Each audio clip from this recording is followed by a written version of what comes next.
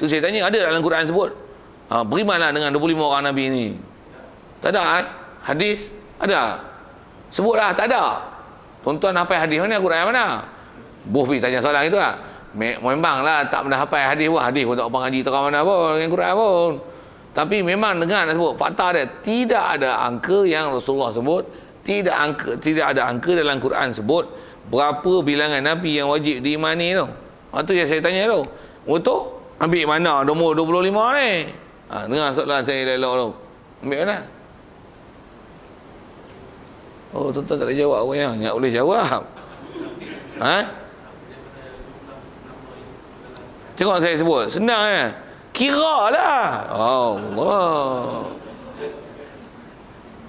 Bila kira. Selesai lah. Tak payah tunggulah hadis sebut. Beriman 25. Di mana ambil 25 ni? Bid'ah. Lah. Itulah Wahabi. Wahabi kalau nak kelahi tuan-tuan, kelahi bab macam tu. Pasal nak, kalau kita belajar sebut dulu, sifat 20 kan? Sifat 13 kan? Dia akan tanya macam ni. Mana dia hadis suruh belajar sifat 20? Mana dia Quran? Sikit-sikit flashback boleh hak belakang kan. Mana ada ayat Quran yang suruh belajar sifat 20? Mana yang Abu Hasan Asy'ari kata 13? Mana hadis dia ambil kata 13 Mana dia kalau kata Abu Mansur Maturidi, mana ada hadis Abu Mansur Maturidi kata 20 Mana? Ni semua bid'ah rekaan ulama. Ni 25 rekaan ulama lah. Memang rekaan ulama dah ijma'.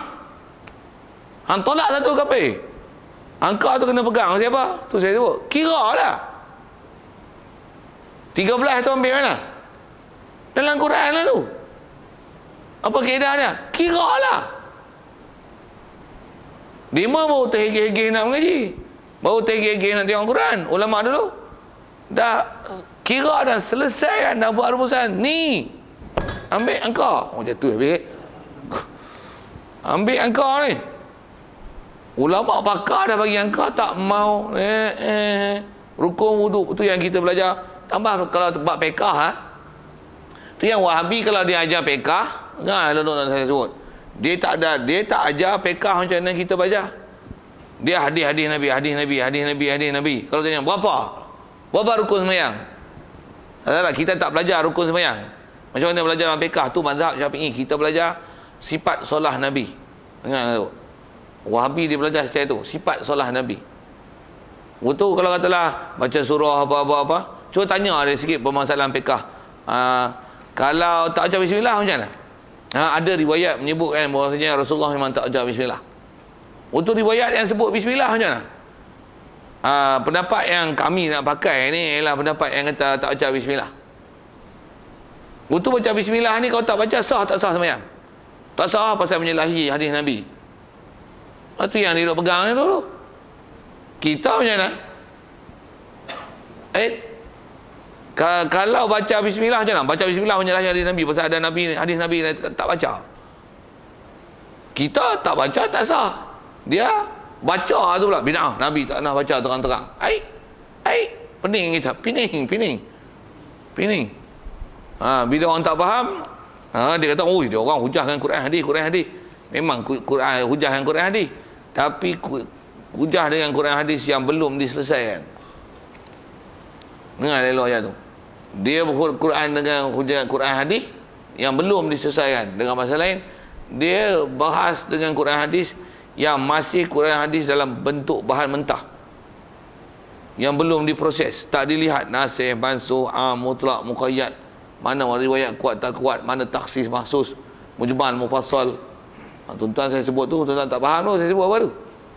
Maksudnya Quran dia kena proses. Dia tak boleh ambil mentah-mentah tu, saya apa? Dia kena tengok ayat Quran ni, ada ayat Quran ni menafsirkan ayat Quran ni. Kitab yang selalu dia orang pegang, selalunya kita ambil pilah pasal ni sebut rujukan kitab yang dia orang pakai, Tafsir Ibnu Katsir. Tafsir Ibnu Katsir awal-awal dalam kitab dia disebut sebab baik Quran ialah tafsir Quran dengan Quran. Maksudnya ada ayat Quran, tafsir Quran ni tafsir ayat ni, Quran ni, ayat ni tafsir Quran ni, tafsir ayat ni. Untuk ada Quran dengan hadis pula, ada hadis dengan hadis, hadis dengan Quran, Quran dengan hadis. Macam mana nak tahu tu? Orang yang pakar saja yang boleh faham. Tapi dia orang macam buat macam pakar, tapi tak pakar. Habis-habis tu yang jadi itikad merepet. Sikit sebut ke sana. Jadi asal sebut angka 25 tu, ambil mana? Jawab. Oh, pandai. Kena jekah sekali tu kata saya jekah tu tak gelak tu lekat insya-Allah. Kiralah. Okey, siap. Rukun wuduk apa? Wudu. Silap jawab tu. 13 tu. Banyak tu. Kalau kita belajar fiqh tu tok guru dulu ajar macam mana? 4 basah 2 kering. Kita pun tak apa peduli kan. Pasal kita dah terror dah tu. Dah terror. Tapi macam mana pun kalau orang tanya, kalau kata wuduk dia tak isap air ke hidung. Macam mana? Sah wuduk. Pasal apa sah pula? Bukan Nabi yang wuduk ambil isap air ke hidung. Pasal apa hang tak isap air ke hidung? Jadi hang tak ikut Nabi, hang ikut gila babi. Jadi tak sah lah pasal Nabi isap air ke hidung, kamu tak isap air ke hidung. Kalau hadis pening kita kan. Kita jawab macam mana? Memang ada hadis tapi ulama kita kata mengikut kaedah Syafi'i isap air ke hidung sunat. Satu kita sah. Kalau ikut Ahmad bin Hanbal tak sah. Pasal apa pula? Kata dia memang hadis-hadis yang sama. Tapi Ahmad bin Hanbal pasal apa dia kata tak sah? Kerana dia kata hadis yang meriwayatkan bab mengisap air ke hidung ni tak banyak. Jadi kekuatan dia tak kuat. Satu Syafi'i kata dia sunat. Suruhan tu sunat. Pula tu ada riwayat sebut Rasulullah ada ketika dia tak mengisap air ke hidung. Jadi maksudnya ada benda dia tinggal. Jadi menunjukkan benda tu bukan wajib. Imam Ahmad bin Hanbal macam mana? Daripada kita tinggal-tinggal bukan-bukan, baik kita buat. Kita buat memang garanti sahnya wuduk kita. Lagi dia wajib kan isap air ke hidung pasal apa? Mungkin Rasulullah buat, tak buat ada pasal. Tapi kita memang tak ada pasal tapi tak buat. Ke lebih cermat? Tak ada pasal? Buat je. Pada aku mewajibkan isap air ke hidung. Masing-masing ada wajah hujah. Dan dia telah murnikan semua Quran hadis. Dan dia pula ahli hadis semua dalam kepala. Tak ada satu tertinggal kan. Kalau tinggal tak boleh jadi ulama mujtahid, tak boleh istinbat hukum daripada Quran hadis. Satu kita pakai mereka, pasal mereka handai-handai. Tapi yang belakang ni yang tak handai. Ada yang kita dengar feeling tu. Sekali lagi nak sebut bahasa feeling tu. Feeling. Feeling tu pening lah maksudnya. Kita dengar blur, orang ni cakap macam ni, orang ni cakap macam ni. Dia sanggahnya lagi pula. Kita duk beramal selama ni duk boleh, dah dia kata tak boleh pula. Sikitlah sebut isu-isu tu kena sepak kan tu. Pasal isunya pun kalau kita atas bicara ni, asal kita masalah beriman dengan Rasulullah, khususnya Nabi kita Muhammad sallallahu alaihi wasallam, kena ikut dia. Apa yang kena ikut? Apa yang kena ikut? Tu pun pening juga tu. Macam mana pun tengok nanti kita jumpa dasar dia. Kita baru langkah pertama saja usik sikit. Nak kata yang tu yang bila ada benda konsep ke Rasul yang telah telah disalah fahamkan, maka akan salahlah fahaman, salahlah i'tikad. Tengok sikit tuan. Dah saya layang tu nak tanya tak? Pakai serban bagus tak? Nabi ada tak pakai serban? Memang ada ketika Nabi pakai serban. Ada tak Nabi tak pakai serban? Ada ketika dia tak pakai serban. Jadi bagus tak pakai serban? Sikit soalan ni. Nabi ada ketika tak pakai serban. Yang pakai serban 24 jam ni apa jadah? Jawab boleh tak? Pandai tak jawab? Memang ada Nabi waktu dia pakai, waktu tak pakai. Jadi kita duk pakai tak pernah tanggal. Yang kata apa jadahnya? Nanti saya aku sepak lagi. Saya nak kelarikan jadah, bahasa jadah tu. Hang tak nak pakai tu hai. Tapi jangan hang pelekeh orang duk pakai. Sampai dia ada hujah macam ni. Seolah-olah lebih daripada Nabi lagi. Nabi pun ada waktu tak pakai. Astagfirullahaladzim, bengongnya cara faham. Bukan lebih Nabi lah. Nabi memang ada pakai tak pakai. Itu dia nak mengajar syariat. Bahawasanya pakai serban bukan wajib. Satu dia ada waktu dia pakai, waktu tak pakai. Waktu kita ni duk pakai pasal apa? Kita pakai pasal kita kasih kat Nabi. Bila walau ada pun ada waktu pakai tak pakai, kita sentiasa pakai pasal hati kita duk ingat Nabi. Satu kita duk pakai. Bagus tak? Tuhan bubuh bahasa jadah tu apa aku tampar ni apa ya? Maknanya itu cara ulama kita faham. Mai buat-buat bengong ni zaman ni apa dah? Dia kata apa? Pakaian Nabi, pakaian ni adalah kebudayaan. Dia bukan ajaran agama. Sabit Nabi ni dibangkitkan di kalangan orang Arab. Satu dia jadi orang Arab, satu dia pakaian Arab. Kalau dia orang Melayu pun, kalau katalah dibangkitkan di kalangan Melayu, nescaya dia akan pakai baju Melayu dan samping dan songkok je. Jadi memakai serban jubah ni adalah bukan pakaian sunnah. Wahabi ni kan ni.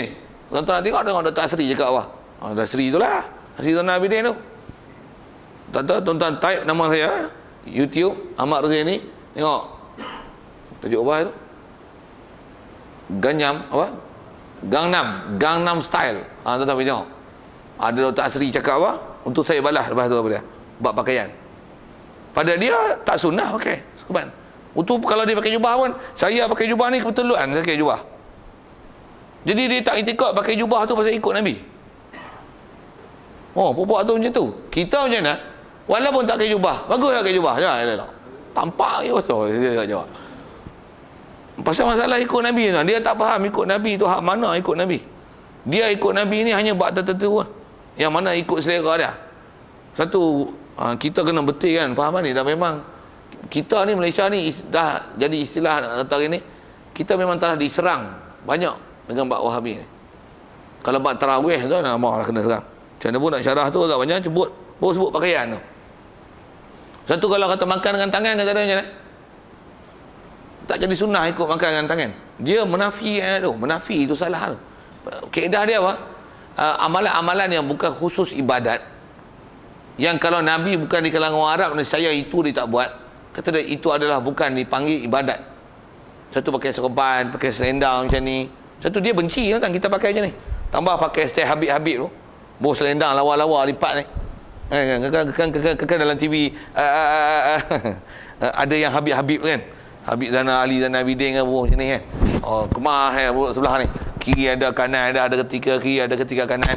Kalau saya pasien, saya tunggu pondok style tu, dia yang pakai selepang tu. Oh, dia bangkang kan. Nabi pun ada ketika pakai selendang tak pakai selendang. Ni 24 jam duduk kat kanan ni. Macam Herman Tino lah apa, dia kata macam kan. Herman Tino punya pasal tu artis tak artis tu. Tapi masalahnya, bila Nabi pernah pakai walaupun sekali, Nabi pernah pakai walaupun sekali, adakah mengikut dia tu baik? Mengutama ikut satu pasal ni. Walaupun dia tak wajib, tapi atas mencontohi Nabi, adakah bagus? Bagus. Quran pun isyarat. Laqad kana lakum fi Rasulillahi uswatun hasanah. Mencontohi Rasulullah adalah contoh ikutan yang paling baik. Is the best role model. The best role model. Even benda itu bukan ibadat. Makan 3 jari. Atau ikutlah makan dengan 3 jari. Sekalipun makan laksa dengan 3 jari. Bubur kacang pun 3 jari. Memang kata awak makan bila nak habis. Masalah bila nak habis satu ayat kata dia, aku takkan buat perkara melainkan apa yang Nabi buat. Macam tak cukup akal, hang katalah aku tak cukup akal. Aku tak cukup akal kan, hang tak cukup akal. Hang makan cepat pasal nak pelantak cepat. Aku makan bukan masalah melantak cepat, masalah banyak. Masalah ni tapi aku makan mengikut Nabi. Nabi makan macam mana, macam tu aku makan. Walaupun dia makan 3 jari, dia makan kurma. Tapi bubur kacang, aku nak makan bubur kacang dengan 3 jari juga. Macam mana dia makan kurma dengan 3 jari. Soal, bagus tak? Hang tak nak buat hanya pasal, tapi hang jangan kutuk dia makan 3 jari. Sagi dia kutuk hang makan dengan garpu dengan sudu, hang tahu. Tapi mereka ni kutuk kita, dia nak makan dengan jari. Ambil tangan kanan ni, marah pula tangan kiri, ada pula tangan kiri, pergi boh pula buah pungkak dia, pergi tolak. Tak ada pernah cerita Nabi. Oh, memang ada benda yang tak pernah dibuat oleh Nabi. Tapi apa yang dipaham oleh sahabat, para ulama, cinta kasih pada Nabi ni, yang ada riwayat kata Rasulullah sentiasa menganan dalam semua perbuatan yang baik. Dia suka menganan dalam perbuatan dia. Ambil, terima tangan kanan, bagi tangan kanan, bersalam tangan kanan, tulis tangan kanan, tangan kanan, tangan kanan, tangan kanan, tangan kanan, sehingga makan tangan kanan, minum. Kalau tak ada, hang pegang tangan kiri, buat macam mana? Buat macam mana? Macam mana nak bagi dia jadi hukum kanan je? Bagi ni hak ni tolak jolok ni, hak ni jolok ni, ni dia jolok ni. Pasal apa? Nak bagi kanan juga. Pasal apa tu? Pasal cinta kasih Nabi, nak kanan tak? Tak mau kiri. Bagus tak? Comel. Ini duk sumbat macam mula saya guna bahasa babi. Makan berdiri lah tu. Jalan lah tu. Bukan berdiri, jalan. Naik bersikar kat you. Baling kacang lah. Tak tengok tu, perangai yang beruk tak makan. Beruk dalam hutan tak makan yang tu. Saja dah saya geram, saya guna bahasa itu. Cuma walaupun kata puak-puak tu taklah makan sampai macam tu kan. Tapi dia tak tahu nak menilai mana yang nama baik, comel tak comel hak ikut Nabi. Ni janggut ni kata dia. Ada khilaf ulama kalangan janggut tak janggut. Bukan masalah khilaf-khilaf tu tuan. Dasar kita bila Nabi dah mulai tak? Mulai. Dia tak kata wajib tak wajib tuan. Jadi walaupun orang tak nak ada janggut, tapi orang ada janggut macam tak boleh. Dasar kita belajar bab iman pun, selagi benda tu ada hak Rasulullah bawa, kita membenarkan dia, mengiyakan dia. Kalau boleh kita nak ikut lah tu. Walaupun sekarang ni kita tak boleh ikut. Itu kaedah kita belajar bab prinsip dengan kenabian. Tu dia orang ni beriman dengan Nabi, tak tahulah dia beriman macam mana. Itu yang jadi masalah kat dia orang tu. Satu bila sebut je bab ibadat atau buat muamalat, pada dia jadi masalah. Sagi zikir ramai-ramai lah. La ilaha illallah. Nabi tak pernah zikir ramai-ramai. Nak zikir, dia gunalah hadis dia, ayat Quran dia ambil. Mana yang nak menyokong pendapat dia tu. Padahal kalau tengok semua, ada tak perintah zikir? Perintah zikir pun, zikir suruh zikir macam mana? Macam mana? Fazkurullaha zikran katsira. Zikirlah ke orang Ta'ala ni, zikir banyak. Banyak tu macam mana tu? Banyak, sebanyak-banyak. Wasabbihuhu bukratan wa asila. Bertasbih lah, sebut subhanallah, subhanallah pagi petang. Sebut bukrah. Pagi ni maksudnya daripada pagi mula atas nama pagi tu sampai habis matahari. Yang tak nama pagi lah, tengah hari tu.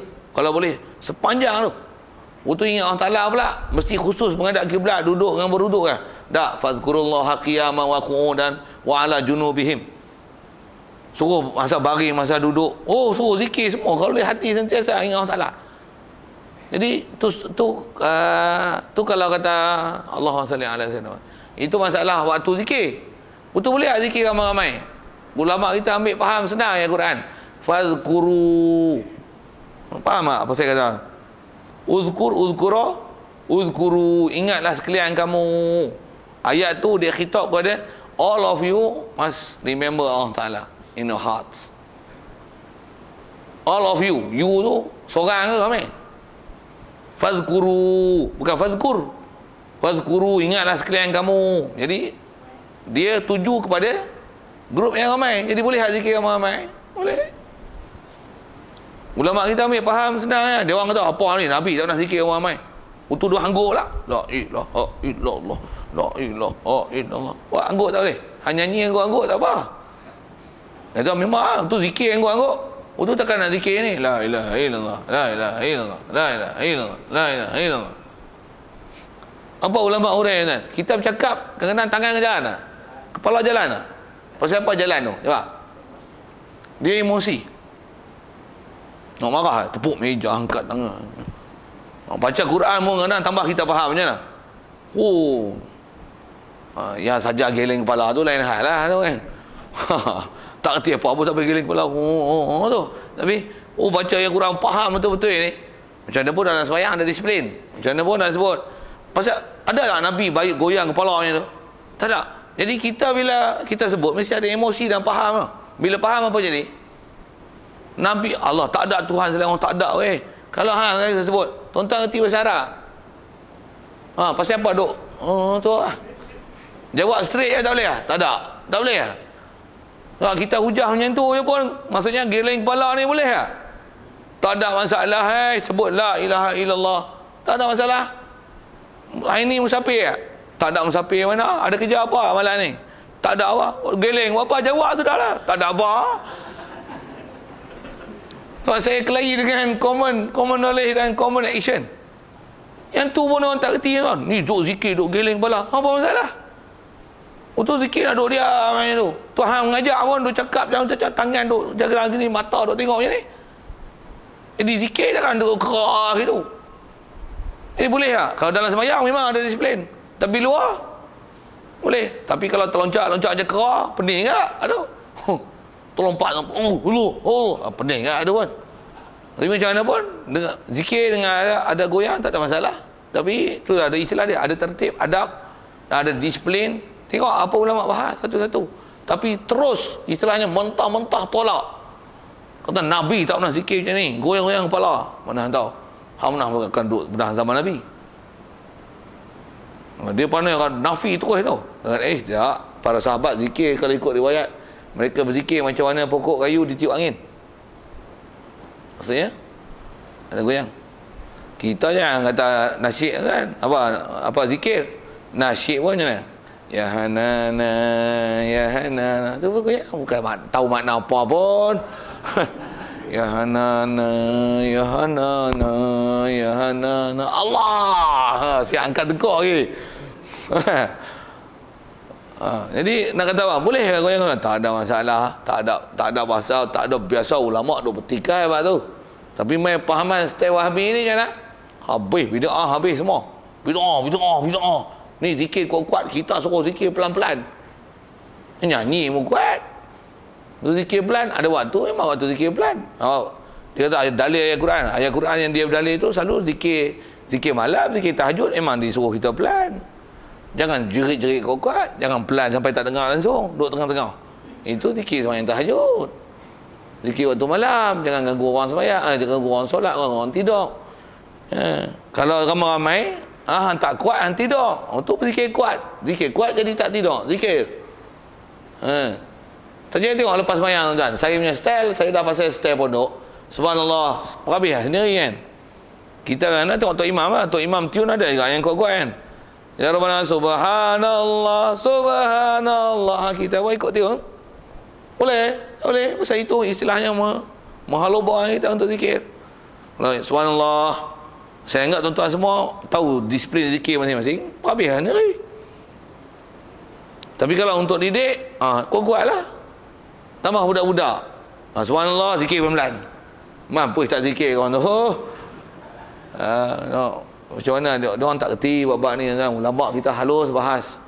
Itu yang kita tengok apa dia dalam bab Nabi Rasul ni, yang kita nak kena tengok mana yang boleh ikut, mana tak boleh ikut, mana faham betul, mana yang memang betul-betul nama bid'ah. Ada yang Wahabi ya duk label bid'ah. Ulama kita kata tak kata apa bab tu. Maksudnya benda tu benda diharuskan, tak ada masalah. Sikit kalau belakang balik Ramadan. Dia kata Nabi mana pernah lepas main tarawih ya. Allahumma salli ala sayyidina Muhammad. Para sahabat pun tak ada itu memang tak ada. Memang disipah kata ada, memang tak ada. Betul. Tanya ini, selawat elok tak? Elok. Betul boleh tak selawat celah-celah tu? Boleh. Boleh. Daripada duduk saja ya. Bilang Assalamualaikum warahmatullahi. Assalamualaikum warahmatullahi. Tunggu saya. Daripada duduk gitu, bagus kan selawat? Selawat pula jangan selawat seorang-seorang tau. Dia berlaku sahut menyahut.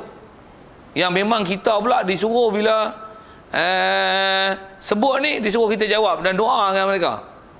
Al-Khalifatu awal ba'da Rasulullah sallallahu alaihi wasallam Amirul Mukminin Abu Bakar As-Siddiq radhiyallahu an. Bagus tak? Bagus. Kita pun tak kan tu. Ada tukang jerit, ada tukang jawab. Tu selawat pula Allahumma salli ala sayyidina Muhammad sallallahu alaihi. Bagus tak? Ni habis-habis salam Assalamualaikum warahmatullahi wabarakatuh. Enggak letih Kenyang tak agak ni ngetau Dia orang macam tu tak apa. Selawat bidah lah. Engong. Padahal ada arahan sallu alaihi wasallimu. Sallu alaihi wasallimu taslima. Selawatlah kamu banyak-banyak. Selawat. Jadi nak pasal bila lagi selalu pun bukan doa selawat. Dengan sebab ada orang sebut nama Nabi selawat. Comel. Nama sembahyang apa? Sembahyang tarawih mana apa? Rehat. Memang ulama-ulama tu rehat sungguh. Ahli Mekah dia rehat macam mana? Habis 4 rakaat tawaf 7 kali. Dia rehat sembahyang lah. Tapi diisi dengan tawaf 7 tuan, tawaf sunat. Mayang lah 4 rakaat. Rehat bukan duduk saja, bukan isap okok. Berapa? Tawaf 7 kali. Maksudnya ada tak zaman sahabat buat macam tu? Tak ada. Zaman Nabi ada tawaf 7 kali lepas pada tarawih. Tak ada. Tu bid'ah ya.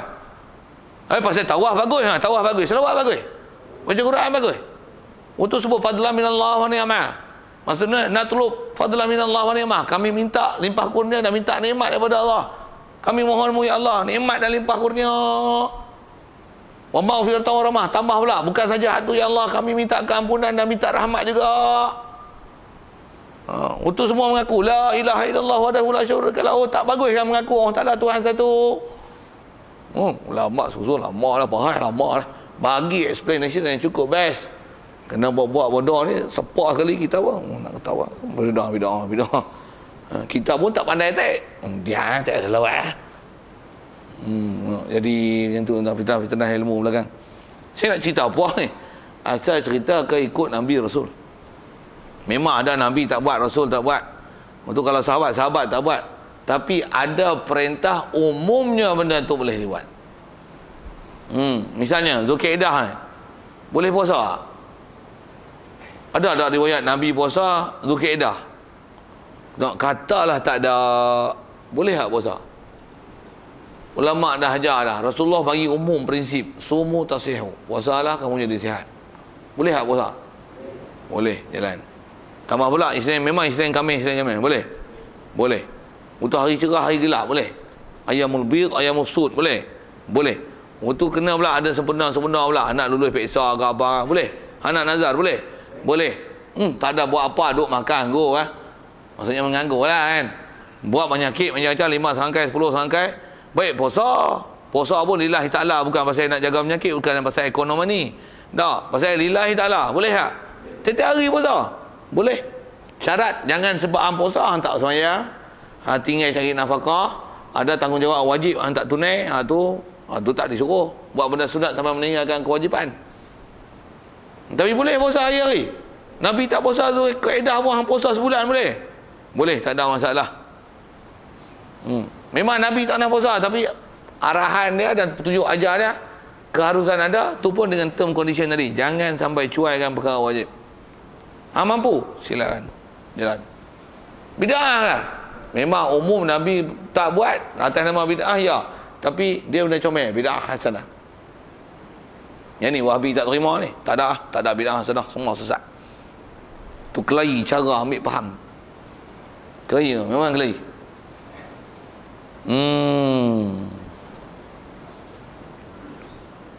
Baik. Jadi di atas kita dah sebut kelahi-kelahi ni pasal asal 25 tadi. Ambil mana angka 25? Jawab. Oh, bagus ya dia orang ni. Bel puas hati. Jawab power Kira. Tu pasal apa? Zikir boleh zikir sampai selawat, sampai antara tarawih duk selawat ni ambil mana? Pun kaedah dia boleh kat tu. Kira lah. Maksudnya kira. Ambil lah perkiraan. Daripada duk saja, bagus tak selawat? Ambil lah kira-kira di situ. Cuma bukan kira-kira lah. Daripada duk saja dengan selawat, mana bagus? Selawat jadi baguslah selawat. Doa bagus lagi ke duduk saja? Duduk picit-picit kaki sambil doa dengan selawat, mana bagus daripada duduk picit kaki saja? Habis tu boleh selawat lagi bagus daripada picit kaki saja. Jadi baguslah. Mana tahu? Buatlah kira-kira.